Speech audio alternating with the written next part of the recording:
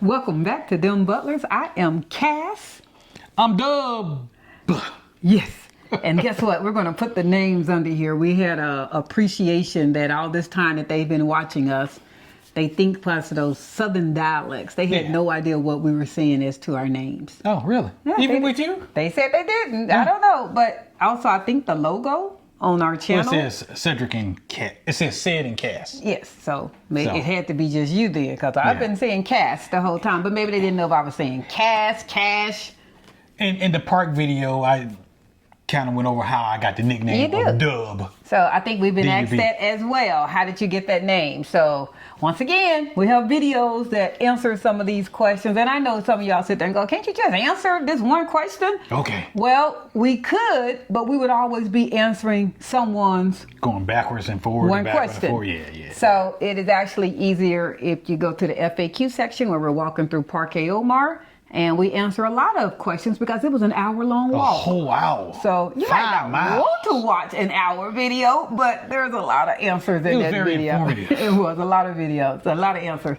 So once again, thank you, new members. We appreciate the love, the support. Thank you, subscribers. Thank you, old members. Thank you, watchers. Thank you, viewers. Thank you, commenters. Can I say the new one? Yeah. Click the like button. Click the like button. That's correct. So click the like button. So we are aware that it is almost summertime by calendar, as well as summertime by those who happen to have those little youngsters called rugrats. And you might be getting out some crumb snatchers, those minions. You might be planning some summer travel, and based upon our wonderful growing WhatsApp community that we so appreciate, and those of you that are engaging with us, thank you, thank you, thank you. Michelle Small, girl, thank you so much for commenting and keeping the real estate group going and answering questions. She is also a real estate advisor, but beyond that, she's also a recent Panama relocator from the U.S. So she's a wealth of knowledge as well. Yes. So I appreciate you for the times that I cannot answer right away. She jumps right in and answers those questions to you. And if you have not joined our WhatsApp community, a little housekeeping again, to join the community is free. On WhatsApp is free. You don't need to go through anything. You just click the link that's in the description of this video. But you got to have WhatsApp. You do need to have WhatsApp. I mean, I did say that, but you just click that and you join. There is no commitment. You just need to have that. If you would like to join member groups, which there's only one, that's the boss member group, you must be a paid member. If your YouTube channel and your WhatsApp does not have the same name, can you help me out and put, when you send that invite, what your YouTube handle is? If you don't, I'm just going to send you a message, and it's fine. I'm just going to send you a message going, hey, what's your WhatsApp handle? What's your YouTube handle? Because we need to verify that you are truly a member. There's information discussed in there that's just for the members. But the other, 6, 7, 8 groups, they're totally free. So there's no commitment. It's just information that we have happened to come about, and also questions and information that those that are already there and have found out that they're adding. So you might find some benefit to joining our WhatsApp community. Ain't no mind in it. You will. Y'all come on and join so we can holler at each other. I think you will. We are working on our in-person Sip Something, Say Something for June. We hope by the middle of this week, hopefully, that we'll be able to share the date.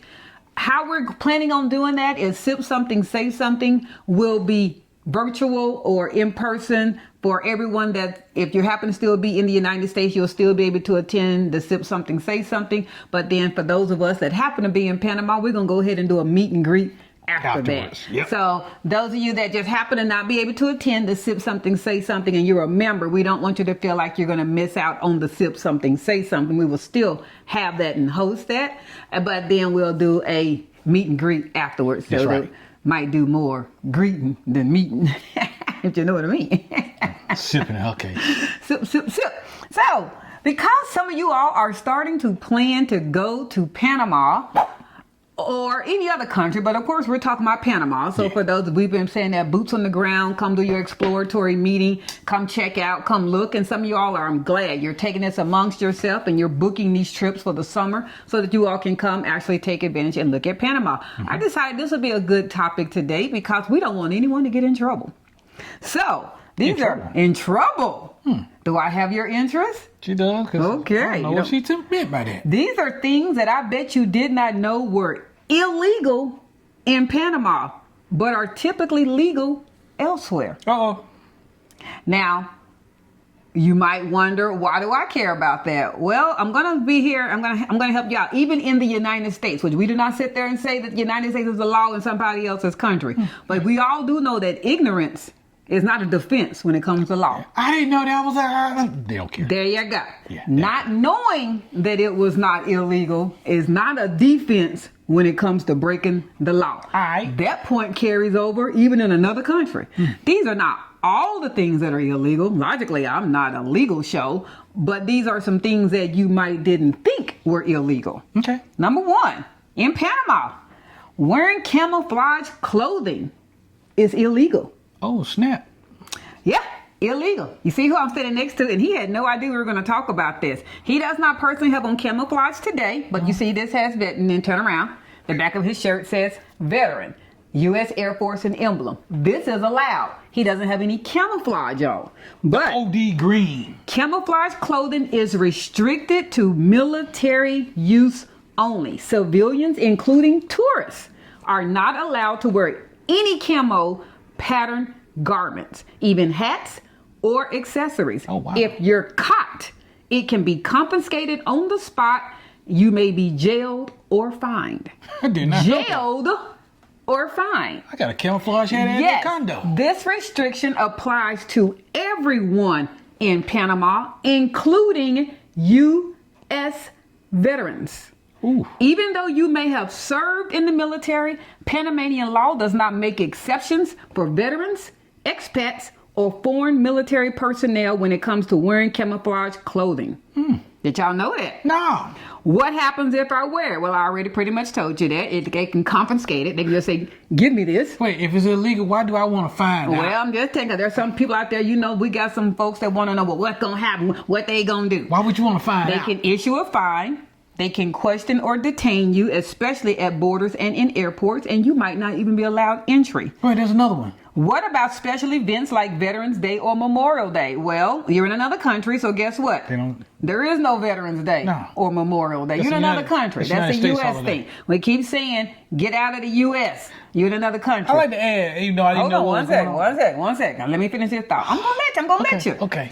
Even for commemorative occasions such as wearing camo is still not legally permitted if they happen to have a parade going on, because obviously they do celebrate type of their personal days as well. You still cannot wear it. It is best to wear non-camo military attire, pins, or medals if you would like to honor your service, or as he has, no camo. You can still represent, but no camo. I'm going to let you go. Can I pack my camouflage gear in my luggage? Yes, as long as you don't wear it publicly. While in Panama, it should remain packed or unused while in country. As he said, he has a camo hat. As long as it stays in his closet and don't wear it in Panama, he's good. If he get ready to come back to the U.S., he can put that back in his suitcase, bring it back. Once he comes across the U.S. line, he can wear his camo hat. Other things, you can wear branch-specific shirts or hat without camo. This is allowed. You may use military challenge coins, patches, or pins. You can display flags or decals at home or in private spaces. And you can host gatherings with other veterans in private venues. You can do that. Go ahead. Now it's my turn. Go ahead. He's ready. Go ahead, baby. All I wanted to say was, knowing this now, if you're in a temporary status of getting your visa requirements, man, don't get eliminated because of camouflage. Well, that's what I want to say. It doesn't matter if you're temporary. It's not allowed. No. But I know it's not allowed, but you're not allowed to break any law, period, especially when you're in the temporary, because now they're going to say, no, you can't get your residency. That's what I'm saying. You definitely don't want to do it while you're in the temporary phase. That's it. Okay. Drinking alcohol in public. It's illegal to consume alcohol in public places. Remember what the topic is? Things that are probably legal where you're at that are illegal in Panama. There are some people that come from Louisiana, New York. These places, they are very much welcome. I remember the first time we saw you could go through, this was before COVID, and we were in Louisiana, and we went through one of the drive-through daiquiri spots, and that just amazed us because we're in backwards Texas sometimes, and you can't go through at that time before COVID and go through. Now they have daiquiri spots all around, and but get a drink. you can do that. But at that time, you couldn't do it. So just know, drinking alcohol in public places like the streets, sidewalks, parks, and beaches, it is illegal. Illegal. If you're in a cup that cannot be displayed, if an officer comes up to you and would like to know what's in that cup, it's illegal. Has nothing to do with, I'm not holding a bottle. I'm not holding the glass. If they ask you what is in that cup and it has come to find out it is alcohol, you just broke the law. You just broke the law. So you can enjoy your rum or cervezas in restaurants, on terraces, on balconies, bars, and private residences. Police may confiscate drinks, issue fines, and even detain people who are obviously intoxicated because you weren't supposed to be drinking. Number 3, here go another one. Driving with a foreign license beyond 90 days. This one gets broken by expats all the time, because I don't know what it is about expats giving up or relinquishing that driving. If your U.S. driver's license does not transfer over to Panama after 90 days, technically it don't transfer over, period. They would just allow you to drive on it while you're in Panama for up to 90 days. At that 90th day, you're now breaking the law if you're driving. Go ahead, baby. And the 90 days is your first visit from Panama. It doesn't reset every time you come back and forth. No, it's your first. So all of y'all that like the border jump, don't forget Panama. Remember that customs that you go through all the time? That's a paper trail. That's a computer trail. They know that you've come back and forth to Panama. Let's use you came to Panama in January 2025. You just happened to leave 90 days later. You left in March. You're not going to come back to Panama again until September. Well, you've already had your 90 days. Don't think your 90 days resets in September. You've had your 90. They catch you driving, they pull you over, and they look at your passport. They're going to see you don't have a Panamanian driver's license. So it is important. You may be in Panama legally for 180 days as a tourist, but your foreign driver's license is only valid for 90 days. Driving after that is considered illegal and could void your insurance or lead to fines and worse, jail. You can lead to jail. Yes, tourists can rent cars, but you must present a valid foreign driver's license. So this is really mute if your current one is expired or wrong or all kind of thing. Yeah, so it doesn't even matter. You must also present your original passport and a credit card for deposit and or payment. Some companies also require an IDP.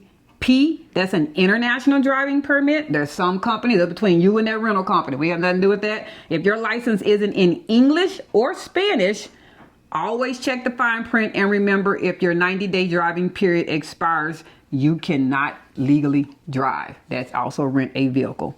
Here's another one. This one's going to throw people. Possession of certain OTC medications. What's OTC? Oh, over the counter. Over the counter. I bought it in the supermarket. So these are the ones that's probably going to shock you, because I think we already are pretty much known that we were all almost suspect there's probably some prescription written medicines that's probably not allowed. But here's some OTCs that you can go get from any Walgreens or CVS or Walmart pharmacy in the U.S. that's illegal in Panama. Let me see. Tell me about it. Pseudoephedrine, also known as cold and flu meds such as Sudafed, NyQuil. What? NyQuil? Any of those that have those. Hold on. NyQuil. Yeah, it is. That's a staple. It is illegal. NyQuil is a staple. Any codeine in cough syrups or painkillers. Once again, codeine. That's in almost every last one of our type of. If it's a PM type of a cough syrup, it pretty much has codeine in it. That's illegal. Illegal in Panama. Okay. Adderall, for those that suffer from any type of ADHD, or Ritalin, even with a prescription. Wait, let me repeat hold that. up. Even with a prescription, fight customs, fight the Panamanian police. Don't fight us. Tip, Always bring a doctor's note and original prescription bottles and declare medications upon entry. Don't repackage pills or bring large quantities. My husband and I, one of the things that we like to have is that divider, that Sunday, Monday, Tuesday, Wednesday, Thursday, Friday. Even with us placing our medicines in that, bring your original bottle. Bring your original bottle. If you're only going to be there for a week and you're like, I'm just going to put them in this little organizer, you didn't bring the original bottle. You can be in trouble. Us personally, we still got our written prescription from our doctor. We have people that come in under our videos going, that's not needed, that's not required. And as my husband likes to say, and then who's going to be affected when you get the customs and they take your medicine and throw it out in the trash can? You. It's not me that's affected. It's not that person that's commenting under our videos. I guess they were wrong. It's not, I mean, if that's what they're requiring, as everybody says, and it's no different than anything else, you might not supposed to be able to speed in the United States. But you're going to learn today. Every time that you speed, do you get a ticket? God. Every time. Now, some of us a little heavy-footed. Every single time that you speed, do you get a ticket? So just because you didn't get a ticket doesn't mean that it wasn't wrong and you weren't supposed to do it. Panama says don't bring this to their country, and they say that if you are going to bring medicines, to bring the original in the bottle as well as a written prescription. Argue with that person in the comments that they didn't have to, and that's just not right. Okay. All right. Okay. All right. Disrespecting public officials. Did y'all know that that's illegal in there Panama? Ain't no free speech in Panama. There is no free speech. You're not in the U.S. No. You're not in the U.S. Us having that freedom of speech that we get to on social media, even outwardly and vocally, we have the ability of saying what we don't like and who we don't like. And you get very much spoiled to that in the U.S. That doesn't transfer over to another country. You're going to learn today, as my husband said. Put them hands on you. Panama has a strict defamation and slander law, especially when it comes to public officials. Speaking out against the president, the police, or government institutions, even online. Man, it's stupid what they saying about this doggone immigration. I went in there and the line was 3 hours long. And you better bear it. Even online. It just said that. Can result in fines or criminal charges, and if you have not received your permanent visa, it can result in the removal of your temporary. Again. This includes sarcastic social media posts or memes. Get used to it, U.S. And so I would probably say some Canadian and maybe even some European people. How about everybody outside of Panama? Don't do it. Yeah. Don't do it. All right, here go another one. Don't get froggy with it. It is illegal to have an unlicensed tourism or transportation service. If you're offering paid transportation or tour services without a Panamanian license, business license, that's considered an illegal business activity. Even picking up a friend from the airport for a donation could be viewed as operating as a pirate taxi, which is illegal. Hard. Illegal. Are there businesses operating under such? Of course there are. Yes, there are. But again, what did we just say? Ignorance is not a defense when it comes to the law. So you need to definitely make sure that if you are personally going to start your own tourist business in Panama, that's going to be a way that you feel like you're going to make some more money. If you're going to start a Spanish tutorial class and you're going to ask for donations, you just heard what it said, even asking for donations, that's not skirting the law, you guys. You're trying to operate a Panamanian business.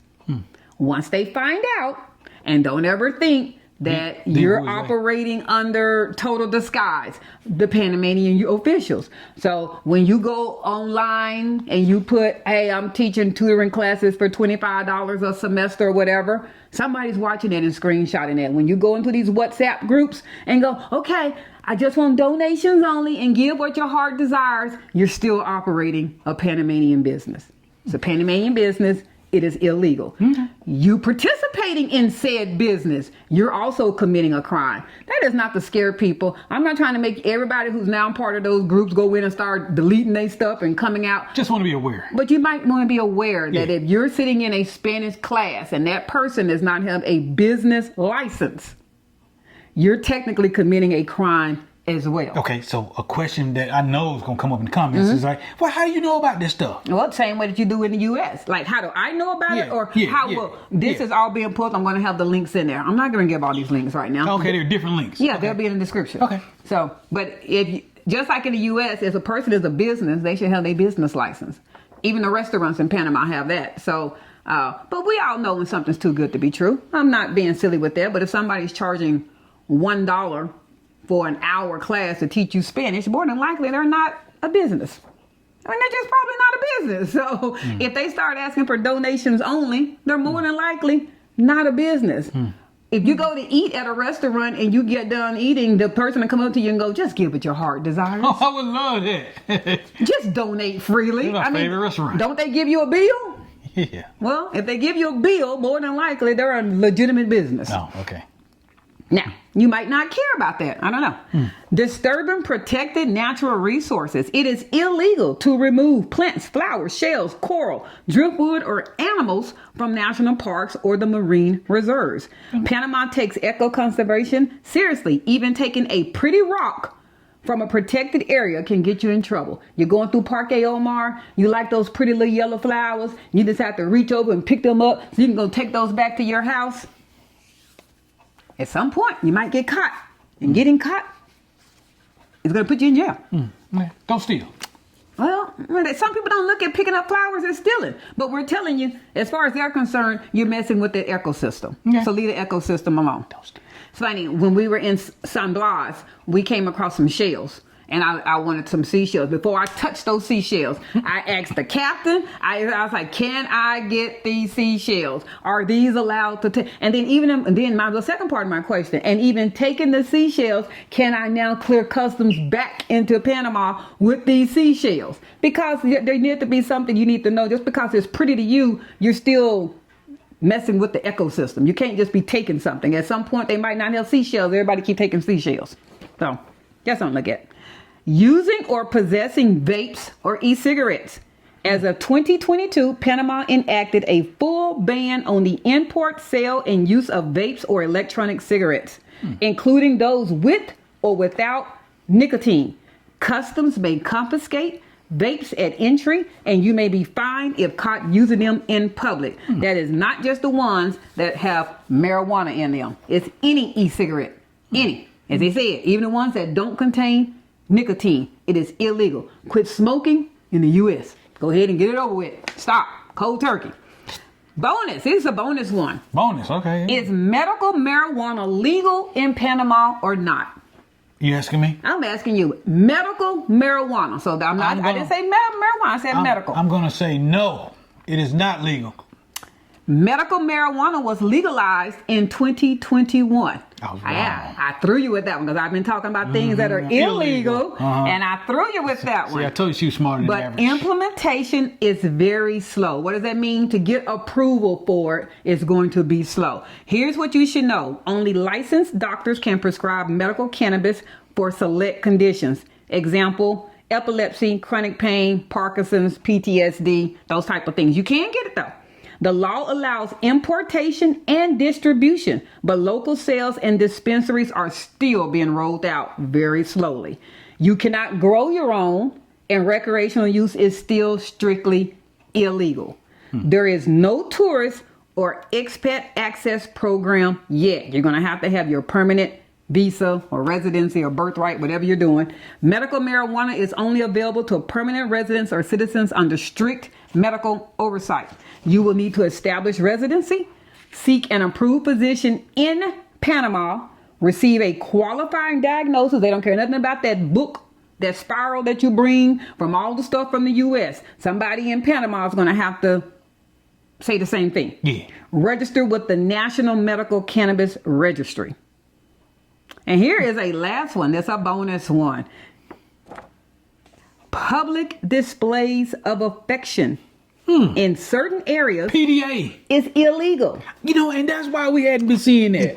I know, I can't be doing all that. Let me do that. Excessive public displays of affection, especially same-sex PDA, may be frowned upon or draw unwanted attention. While not always enforced by law, Public decency laws may be cited, especially in more conservative rural regions. And basically they say it's a chance you shouldn't want to take as an expat. Just don't take it. Minor hand-holding, kids. But y'all know what we mean. Tonguing down. You know, when you walk past somebody like, get a room. Get a room. Basically, if you find yourself telling somebody, get a room, you probably shouldn't be doing that in Panama. And you know what? I had made this thing like, we don't see it. So there's a reason you don't see it. It's illegal. So, what did you think about those? Man, there's a lot of things I didn't know. There's a lot. But we keep saying ignorance is not a defense. And this is just some. This is just some of the ones that I found. Which one of the illegal Panama facts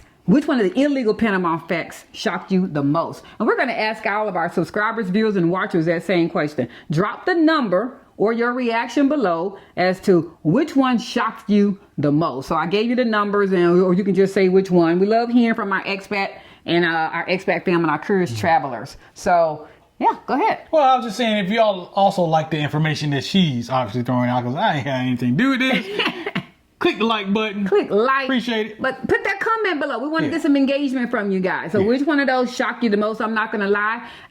We had already suspected PDA. Yeah. We weren't sure that it was illegal or not. But definitely the camo one shocked me. That it's illegal to wear a hat when I get back. That it's illegal to wear it. That you can represent, as we said. I don't want all my proud service members out there going, what?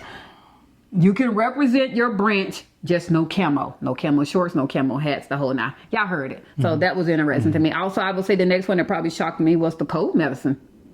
Yeah. So, needless to say, they didn't say you cannot purchase it once you're in Panama. Because they do have pharmacies. So, please, I'm saying, well, what do you do? Surely people in Panama get sick and get colds. Yeah, they do. All the time. All the time. They have readily accessible and better pharmacies than even we do here in the U.S., where we are more have the Walgreens and the CVS's with the pharmacy in the back, and you pretty much have to go to that pharmacist with a prescription of whatever said medicine that's U.S. based. In Panama, although they have pharmacies, they have actual doctors there in the pharmacy, almost very similar to Thailand when Cedric and I went there. If he went in there and he had, oh my God, my migraines are really messing with me, the pharmacist in Panama will be able to speak to him and prescribe him any type of medicine at that exact moment, right then. He doesn't have to go to a secondary doctor, bring a paper, and take that to the pharmacist. Yes, they still fill prescriptions. You can still take your written prescription, but they have a doctor there that can also speak to you, diagnose you, and give you any type of medicine that they think is going to be good for you at that moment. So yes, they do get codes